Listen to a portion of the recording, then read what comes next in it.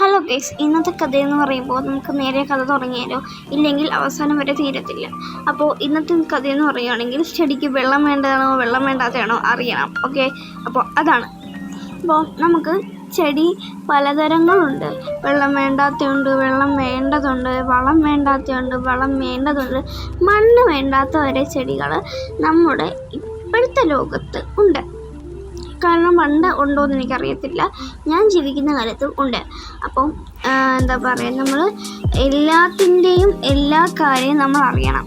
ഇപ്പോൾ ചില ചെടികൾക്ക് വെള്ളം വേണ്ടതായിരിക്കും, ചില ചെടികൾക്ക് വേണ്ടാത്തതായിരിക്കും. അപ്പോൾ ഓരോ ചെടിക്ക് ഓരോ രീതികളുണ്ട്. പിന്നെ നമ്മൾ പ്രധാനമായിട്ട് പറയേണ്ട ഒരു കാര്യമാണ്, ചെടി വളർത്തിയെടുക്കാൻ ഭയങ്കര പാടാണ്.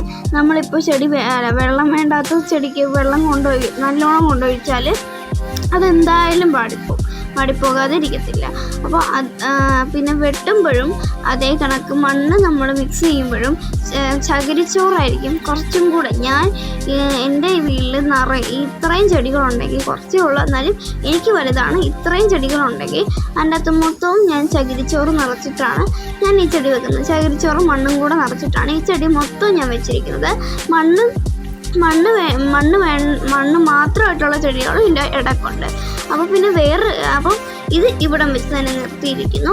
അടുത്തെന്ന് പറയുമ്പോൾ നമ്മുടെ വെട്ടലാണ്. വെട്ടൽ മീൻസ് കട്ട് ചെയ്യുമ്പോഴത്തേക്കും സൂക്ഷിക്കേണ്ട കാര്യം. ഞാൻ ഈ ഇടയ്ക്ക് നമ്മുടെ ഒരു വീഡിയോ ഇടുമായിരിക്കും, എനിക്കറിഞ്ഞൂടാ.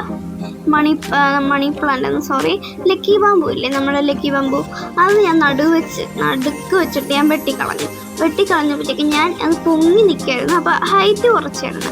ഞാൻ 2-3 ദിവസം കഴിഞ്ഞ് നോക്കിയപ്പോൾ, അതായത് ഇന്ന് നോക്കിയപ്പോഴത്തേക്കും അത് മൊത്തവും, അതായത് ആ വെട്ടിയ ഭാഗം മൊത്തം ഉണങ്ങിയിരിക്കുന്നു. അപ്പോൾ ചെയ്യേണ്ട ഒരു ടിപ്പാണ്, നിങ്ങൾ അതിൻ്റെ ആ ലക്കി ബാമ്പുവിൽ മാത്രമേ ചെയ്യാവുള്ളൂ. ലക്കി ബാമ്പു മുളച്ചെടികളിൽ മാത്രമേ അങ്ങനെ ചെയ്യാറുള്ളൂ കേട്ടോ. അപ്പം ആ ഒരു ഇലേൻ്റെ ആ ഒരു ഞാൻ ഒരു വീഡിയോയിലേക്ക് ഇട്ടേക്കാട്ടെ, ഇല്ലെങ്കിൽ നിങ്ങൾക്ക് മനസ്സിലാക്കില്ല. പറഞ്ഞു മനസ്സിലാക്കാൻ എനിക്ക് അറിഞ്ഞുകൂടാ. ഞാൻ അത് വെട്ടിയിട്ട് നമ്മൾ ആ ഇലയൊന്ന് ചുറ്റിച്ചിർത്തു.